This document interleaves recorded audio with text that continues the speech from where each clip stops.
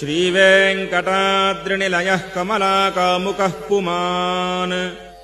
अभङ्गुरविभूतिर्नस्तरङ्गयतु मङ्गलम् श्रीमदखिलमहीमण्डलमण्डनधरणिधरमण्डलाखण्डलस्य निखिलसुरासुरवन्दितवराहक्षेत्रविभूषणस्य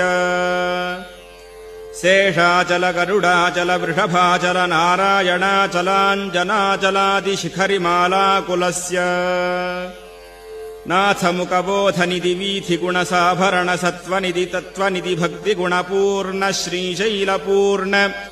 गुणवशंवद परमपुरुषकृपापूरविभ्रमदतुङ्गशृङ्गगलद्गगनगङ्गासमालिङ्गितस्य सीमातिकगुणरामानुजमुनिनामाङ्कितबहुभूमाश्रयसुरधामालय वनरामायत वनसीमा परिवृतविष